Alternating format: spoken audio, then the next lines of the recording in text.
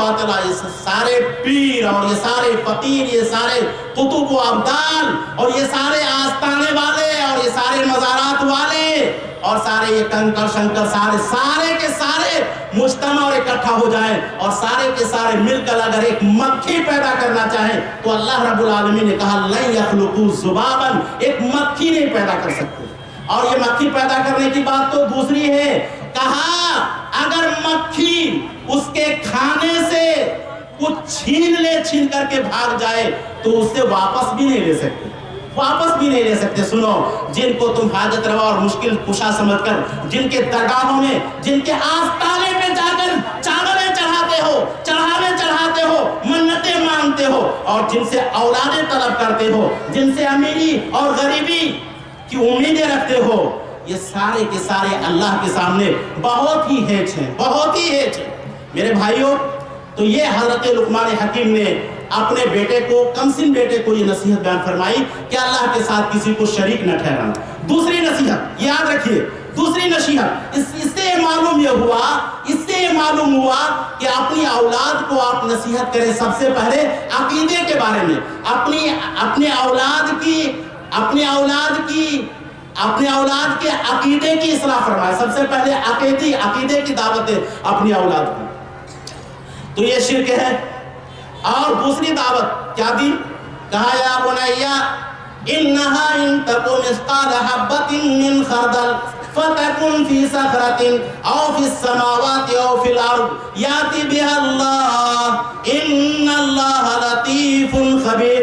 کیا کہا؟ اے میرے بیٹے سنو،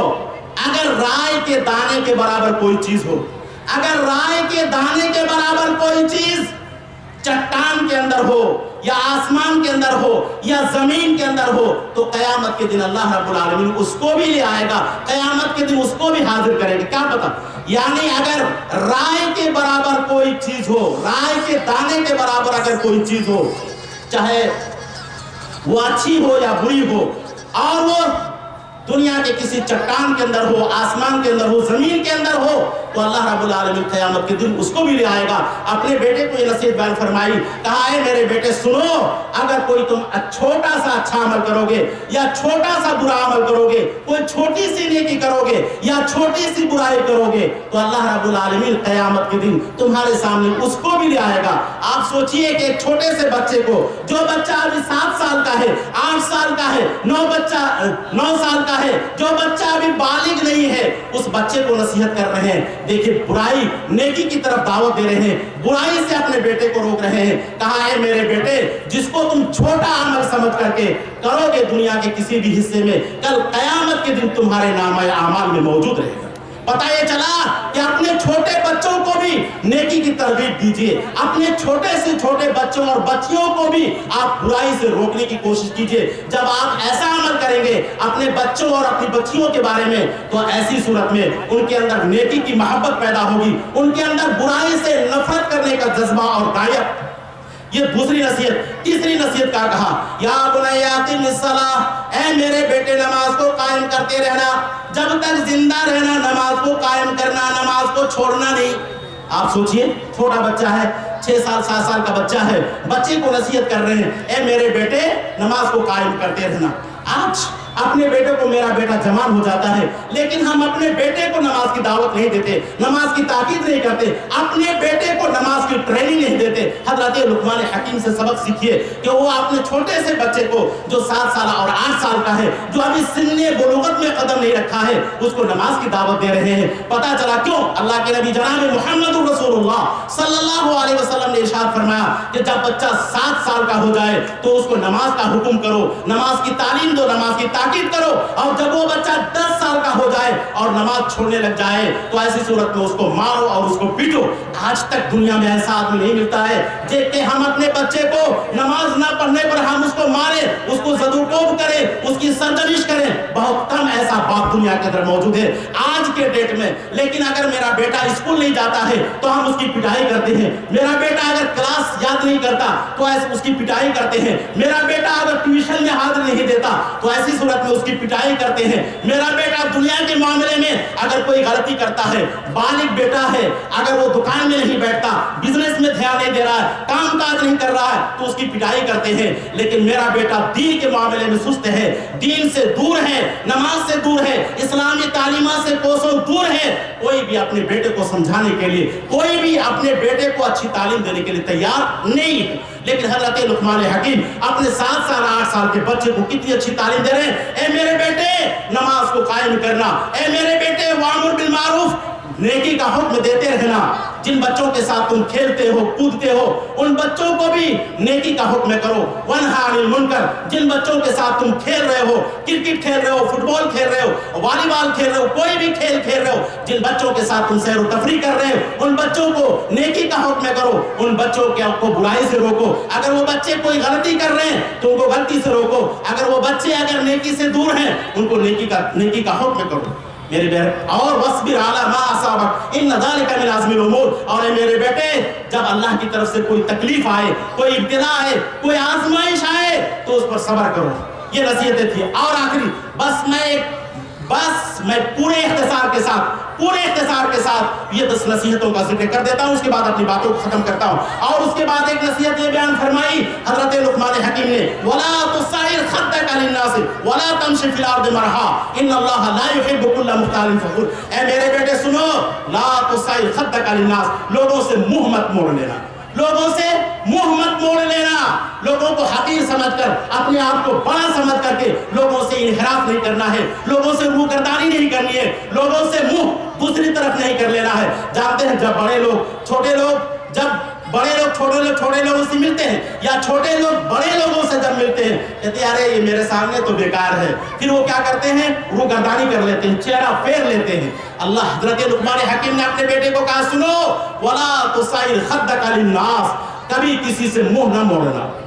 وَلَا تَمْشِ فِي الْأَرْضِ مَرَحًا، اور زمین میں چلنا ہے تو اکڑ کر نہیں چلنا ہے، زمین میں چلنا ہے تو اترا کر نہیں چلنا ہے، زمین میں چلو، اللہ کی سرزمین میں جب تم چلا کرو تو اترا کر نہیں چلنا، گھمنڈ کے ساتھ، شیخی بگھارتے ہوئے، تکبر کے ساتھ نہیں چلنا ہے۔ وَلَا تَمْشِ فِي الْأَرْضِ مَرَحًا، بے شک اللہ رب العالمین ہر تکبر کرنے والے، فخر کرنے والے کو پسند نہیں کرتا ہے۔ اور 2 نصیحتیں باقی رہ گئی۔ اللہ رب العالمین نے حضرت لقمان حکیم کی نصیحتوں کا ذکر کرتے ہوئے آخری 2 نصیحت کو بیان فرمایا، کہا وَاقْصِدْ فِي مَشْيِكَ وَاغْضُضْ مِنْ صَوْتِكَ إِنَّ أَنكَرَ الْأَصْوَاتِ لَصَوْتُ الْحَمِيرِ۔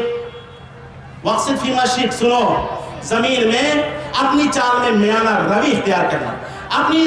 اپنی چال میں اعتدال اختیار کرنا ہے، میانہ روی اختیار کرنا ہے، نہ بہت زیادہ دوڑتے ہوئے چلنا ہے، نہ بہت زیادہ آہستگی کے ساتھ چلنا ہے، بلکہ میانہ روی کے ساتھ چلنا۔ وَاقْصِدْ فِي مَشْيِكَ وَاغْضُضْ مِنْ صَوْتِكَ، اور سنو جب لوگوں سے بات کرنی ہے بلند آواز سے بات نہیں کرنی ہے، چیختے ہوئے چلا کر کے بات نہیں کرنی ہے، بلکہ وَاغْضُضْ مِنْ صَوْتِكَ، جب لوگوں سے بات کرو تو پست آواز میں بات کرو، نرم آواز میں بات کرو، دھیمی آواز میں بات کرو، جیسے تمہاری آواز سے خاکساری کا اظہار ہو، تمہاری آواز سے چھوٹا پن کا اظہار ہو، تمہاری آواز میں بڑکپن کا اظہار نہیں ہونا چاہیے، تمہاری آواز میں تکبر، تعلی اور شیخی کا اظہار نہیں ہونا چاہیے۔ وَاغْضُضْ مِنْ صَوْتِكَ إِنَّ أَنكَرَ الْأَصْوَاتِ لَصَوْتُ الْحَمِيرِ، بے شک آوازوں میں سب سے خراب آواز، بدترین آواز گدھے کی آواز ہے۔ یہ 10 نصیحتیں حضرت لقمان حکیم نے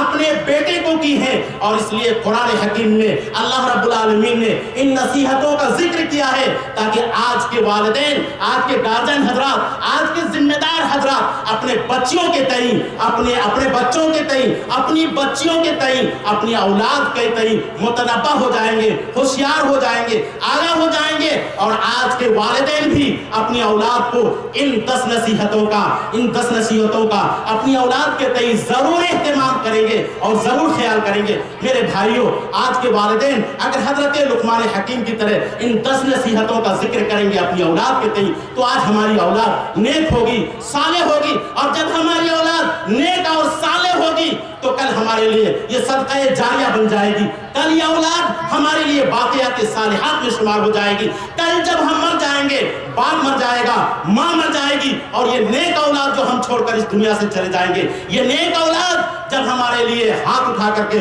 दुआ करेगी तो इस दुआ का दरवाजा कब्र के दरवाजे को खोलते हुए उसकी रूह तक पहुंच जाएगी। 7वें आसमानों को चीरते हुए ये दुआ रब्बुल आलमीन के अर्श तक जाएगी। और फिर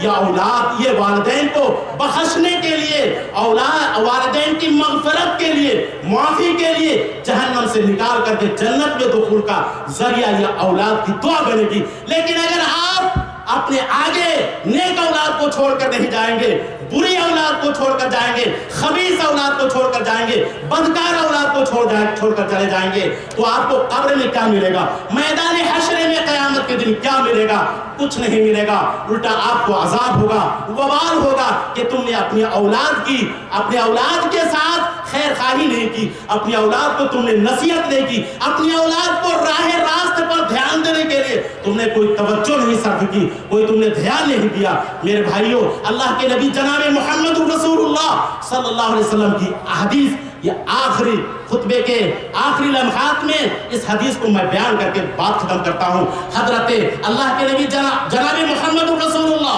सल्लल्लाहु अलैहि वसल्लम ने फरमाया कि जिस किसी को भी अल्लाह ताला ने किसी